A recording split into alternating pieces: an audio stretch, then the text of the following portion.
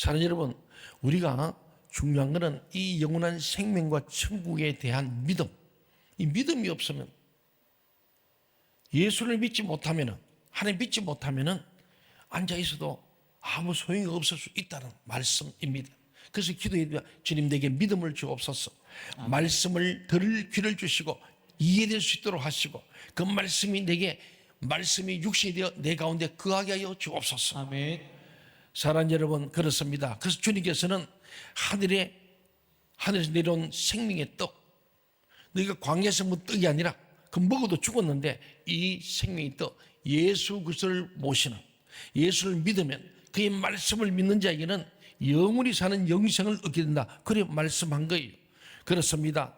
영적인 사람만이 영원한 생명과 천국 그리고 구원을 성경에 있는 그대로 믿을 수 있고 그 당연한 결과로 하나님 뜻을 행하게 되고 주님을 말씀을 쫓는 삶이 수반되게 되겠다는 거예요. 따라온다는 거예요.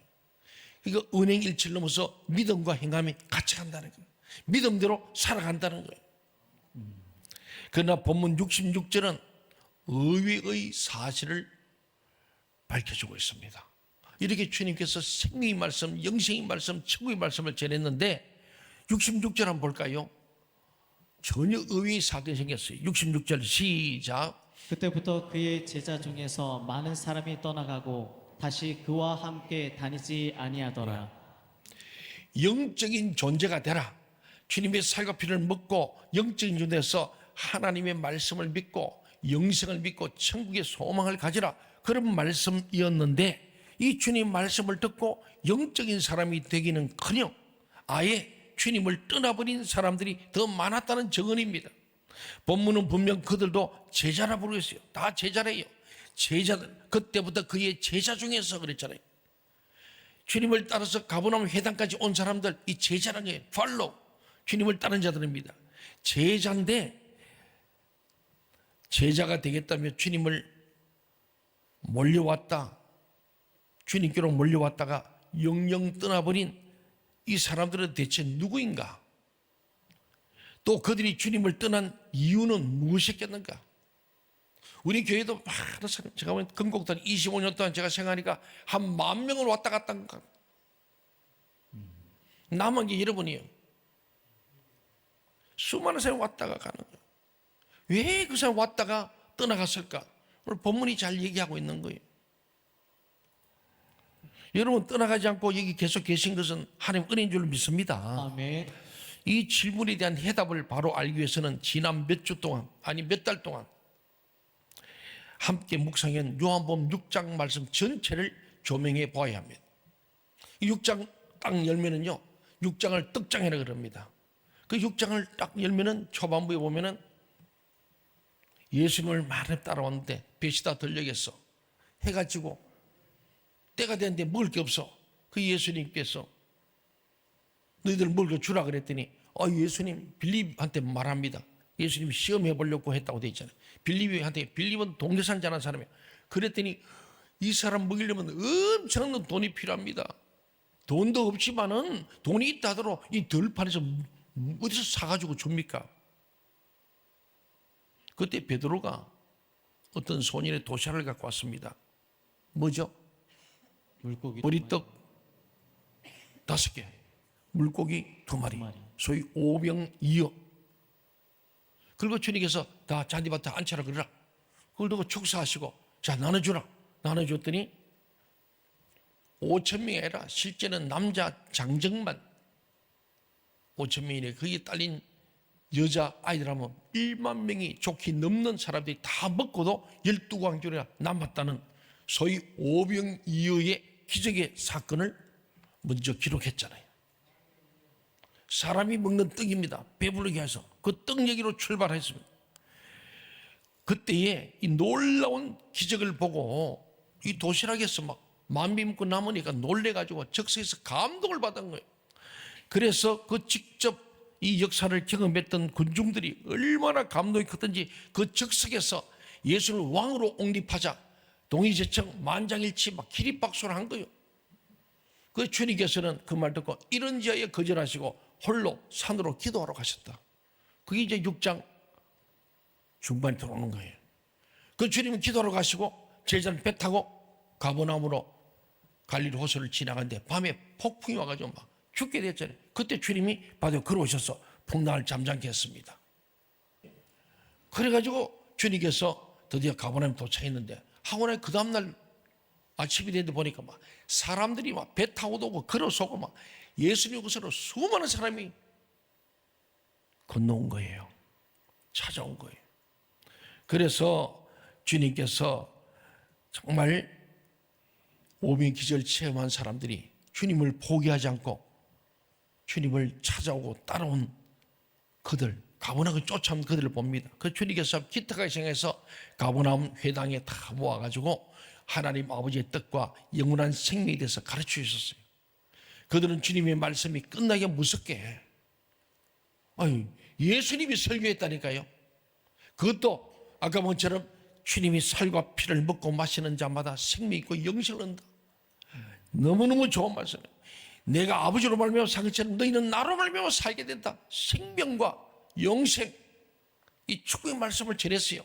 그런데 놀랍게도 주님 말씀이 끝나기가 무섭게 주님을 떠나가 버리고 말았다는 거예요. 오직 자신의 욕망을 쫓아 밀물처럼 몰려왔던 그 사람들이 썰물처럼 싹 떠나버린 그 자리에는 처음부터 주님을 따랐던 12명의 제자들만 남았습니다. 그때 예수님께서 12제자에게 묻습니다. 67절이죠. 너희도 가려느냐? 어쩜 오늘 아침에 저와 여러분이도 주님 오셔서 너도 가려느냐? 내게 실망하고 가려느냐? 내가 네가 원하는 사람이 아니어서 가려느냐?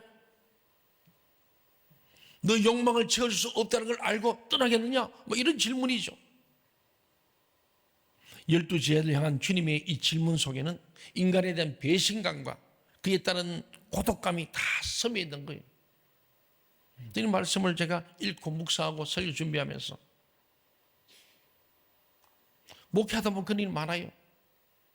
나름대로 열심히 힘들고 어릴 때 찾아 위로도 하고 격려도 하고 신방도 하고 아플 때 병원에도 가고 같이 눈물로 기도했던 수많은 사람들이 어느 날 갑자기 교회를 떠나버려요.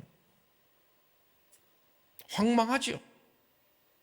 우리 주님께서도 12제자에게 너희도 가려느냐 이 말씀 속에는 배신감과 고독함을 다 가지고 너희들도 갈래?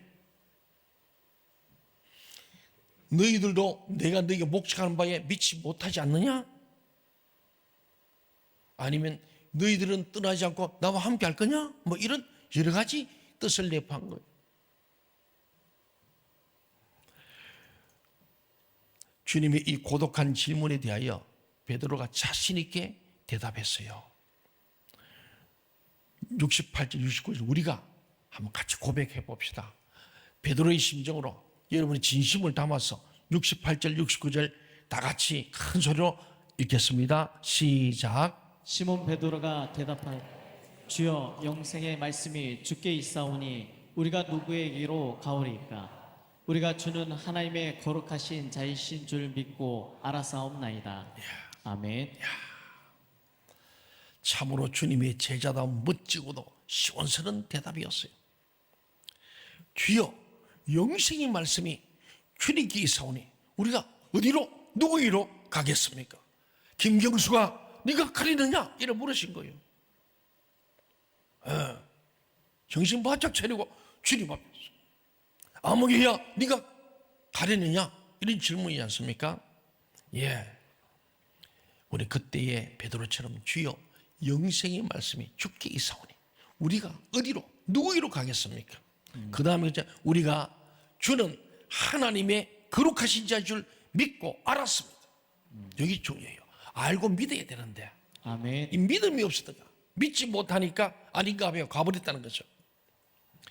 그러나 모두 떠난 자리를 지키고 있다는 것만으로 12명의 제자들이 다 같은 제자인 것은 아니었다는 사실입니다. 그럼 12명은 확실히 주님의 제자고 괜찮은 줄 알았는데 주님이 더 무섭게 얘기하신 겁니다. 70절 71절 보세요. 예수께서 대답하시되 내가 너희 12를 택하지 아니하였느냐. 택하시고 불러서 주님이 지금 교육시키고 모든 걸 가르치는 거예요. 그러나 너희 중에 한 사람은 마귀니라 하시니 이 말씀은 가롯 시몬의 아들 유다를 가리키심이라. 그는 12 중에 하나로 예수를 팔자르라. 6장이 이렇게 끝나는 거예요. 보세요. 예수님께서 저에게 묻습니다. 너희들은 나를 누구라 하냐? 또 물었어요. 그때 베드로가 이렇게 말합니다. 주는 그리스도시요 살아계신 하나님 아들이십니다. 바요나 시몬아, 내 말이 옳다. 근데 네 혈육을 한 게 아니고 하나님께서 성령으로 너 신앙 고백하게 한 거야. 그 변치 않는 반석 같은 신앙 고백에 내 교회 마이처치 예수 그리스도의 복음적 교회를 세우고 그 교회는 음부의 권세를 이기고 즉 열쇠를 소유하여 너희가 이때 매면 하늘에 메고 풀면 풀리는 권세를 주시는 놀라운 말씀. 베드로를 칭찬했습니다. 그런데 불과 그 말하고 드디어 주님께서 이제는 이들이 신앙 고백이 분명하니 이제는 그 위에 교회를 세워서 음부를 이기고 총 열쇠를 소유해서 이 땅에 하나님 나라를 이룰 것을 생각하고는 비로소 예수님께 십자가에 죽을 것을 처음 얘기하시고 얘들아 이제 내가 예루살렘에 간다. 그래서 대사관과 서기관 바리새인을 만났어. 내가 붙잡혀서 수모를 당하고 수치를 당하고 결국 십자가 못 박혀 죽는다.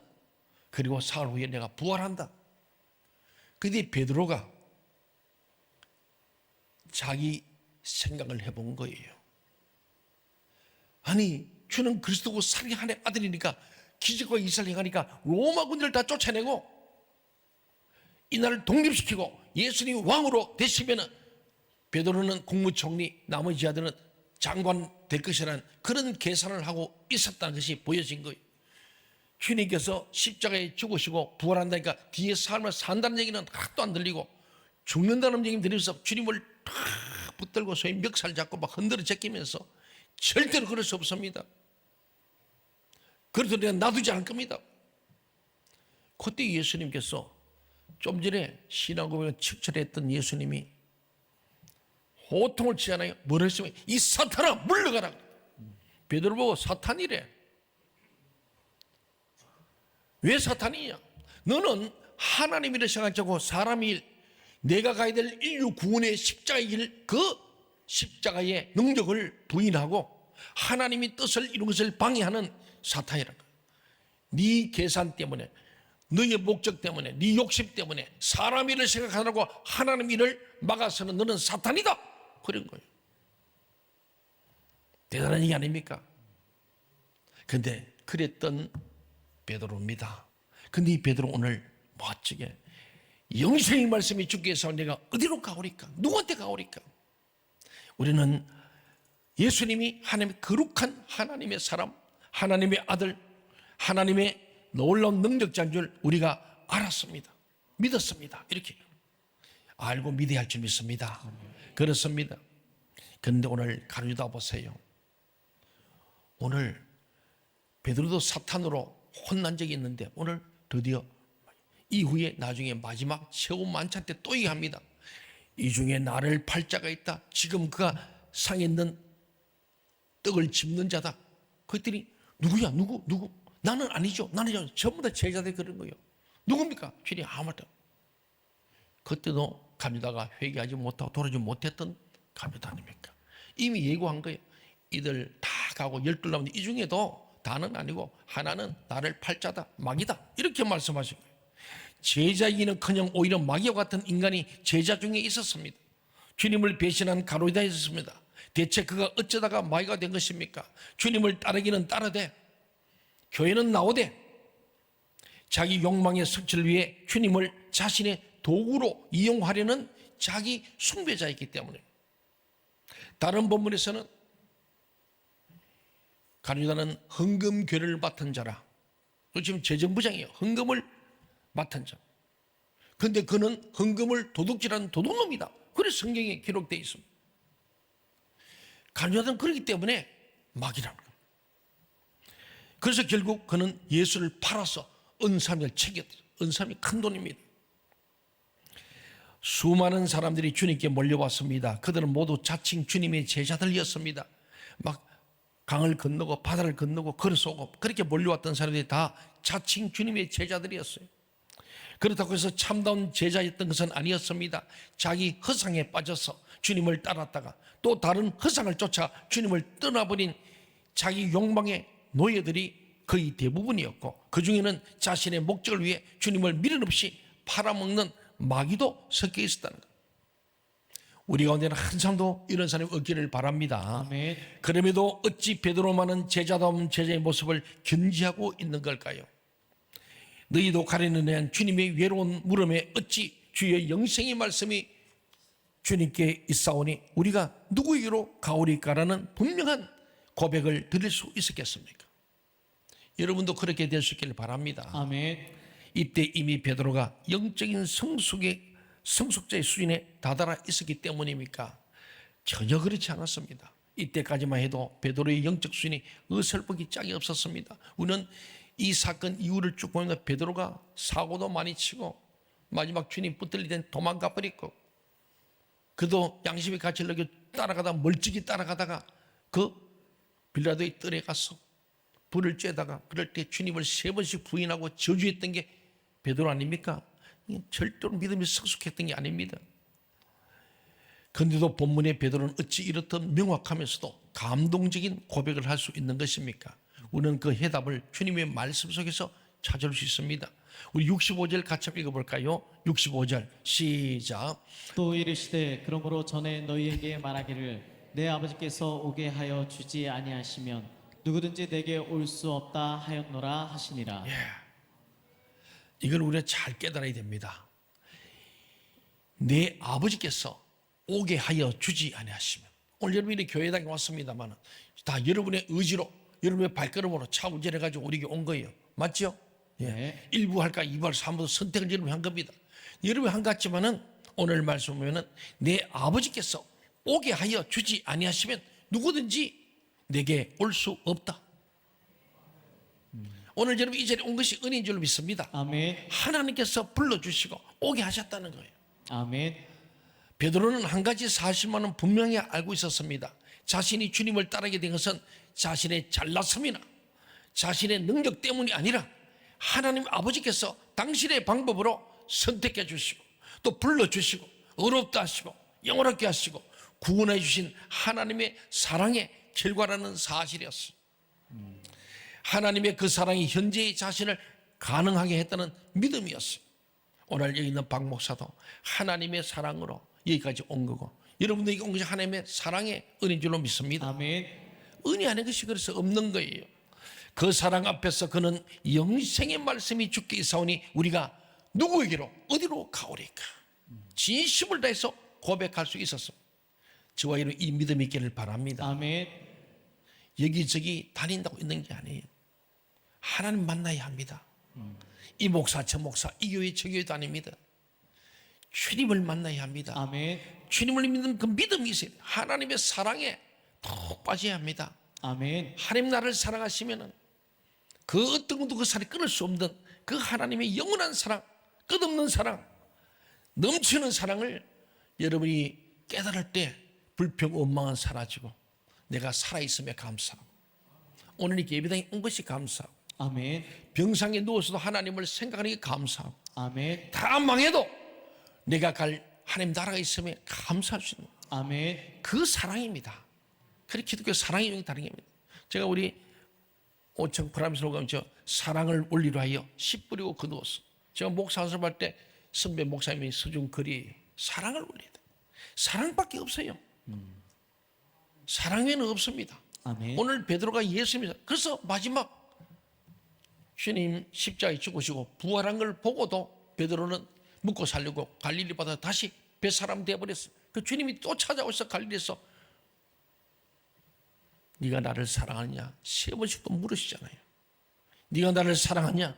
사랑하냐? 나는 너를 사랑한다. 그렇게 산다. 내 생명을 바쳐 너를 사는데 너도 나를 사랑하느냐? 그렇게 사랑한다고 같이 죽는다더니 어떻게 된 거냐? 주께서 아십니다. 그게 진심입니다. 주님 진짜 사랑한데 마음은 오는데 잘 안 됐다는 거예요. 주님께서 아십니다. 그래 나도 안다. 네가 진짜 나를 사랑한다면 내 양을 먹이라 치라 먹이라 영혼을 구원해라. 영혼을 전도해라. 주님 몸된 교회를 세워라. 섬기라. 그런 말씀 아니겠습니까? 예, 그 사랑 앞에서 베드로는 녹아진 거예요. 그에게 영생의 말씀이 죽게 있다면 영생의 말씀, 사랑의 말씀이에요.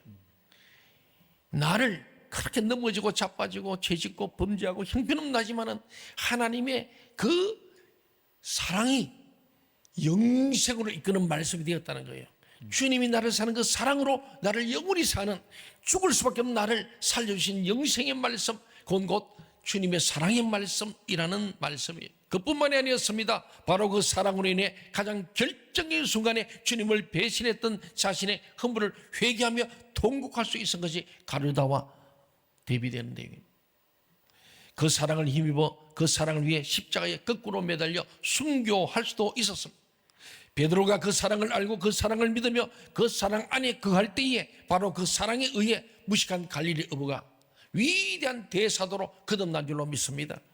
우리 하나님의 사랑, 예수의 사랑, 이 사랑을 우리 가슴, 심장에 새겨야 합니다. 그게 바로 내 살을 먹고 내 피를 마시는 너희 속에 내가 거한다는 거예요. 이 주님의 살과 피를 상징하는 것을 먹고 주님의 살과 피를 먹고 마시고 내 안에 예수가 살고 내가 예수 안에 사는, 그래서 주님의 사랑 속에 사는 자가 될 때에 우리는 어떤 일을 만나도 주님의 사랑에서 끊어지지 아니하고 그 사랑 때문에 주님을 떠나지 않고 영생의 말씀이 주께 서니 내가 어디로 누구이로 가겠습니까? 고백할 줄로 믿습니다. 아멘. 베드로가 그 사랑을 알고 그 사랑을 믿으며 그 사랑이 그였기 때문에 그런 위대한 사도로 거듭날 수 있는 것처럼 우리도 주님의 사랑에 망틱할 때에 위대한 주님의 제자들이 될 줄로 믿습니다. 아멘. 주님께서는 그래서 경건을 연습하라고 명령합니다. 영적인 삶을 훈련하란 말입니다. 오늘 경건을 연습하라 이 말입니까? 교육과 훈련을 잘해라. 영적인 삶을 훈련하라. 그러면 어떻게 경건을 연습하고 영적 삶을 훈련할 수 있겠습니까? 오직 하나님의 사랑 안에 거하는 자만이 가능합니다. 아멘. 하나님의 사랑을 느끼고 그게 누리는 사람만이 늘 경건을 훈련하고 영적인 삶을 살기 위해서 우리 기도 훈련, 말씀 훈련, 전도 훈련, 예배 훈련 자꾸 거기에 빠지는 거예요. 그게 충만될 때 주님의 사랑을 깨닫게 될 줄로 믿습니다. 아멘. 우리가 말씀을 묵상하고 기도드리며 성경을 공부하면서 모두 하나님의 이 사랑을 확인하고 그 사랑 안에 거하기 위함이에요. 예배도 마찬가지입니다. 찬양도 그래요. 이제 하나님의 사랑 앞에 여러분의 마음을 내려놓으십시오. 하나님의 사랑의 빛만이 우리 심령을 갉아먹는 모든 죽음의 벌레를 물리쳐주는 거예요. 이건 왜 게을러졌습니까? 왜 주님을 향한 열망이 사라집니까? 우리 속에 이 죽음의 벌레들이 가득 차 있는 거예요. 그 벌레는 빛이 비칠 때 다 떠나갈 줄 믿습니다. 아멘. 빛은 어둠만 아니고 죽음의 세력도 다 물러간다. 아멘. 예수의 빛이 비치면 우리 속에 죽음의 벌레 다 떠나가 버리는 거예요. 아멘. 주님의 살과 피를 먹고 마신 우리에게 주님의 빛이 임하기를 간절히 소원합니다. 아멘. 하나님의 사랑은 곧 하나님의 생명이시기 때문입니다. 그 사랑에 의해 우리는 모두 그분의 제자다운 제자로 살아갈 수 있습니다. 오늘 이 아침에 우리 주님이 이 자리에 오셔서 저와 여러분 묻습니다. 너희도 가려느냐? 어떻게 대답하실래요? 우리가 누구이로 가리까? 아멘. 답할 수 있겠습니까? 우리는 답을 해야 됩니다. 영생의 말씀이 주께 있사오니 우리가 누구이로 가리까? 아멘. 우리의 고백이 되길 바랍니다. 아멘.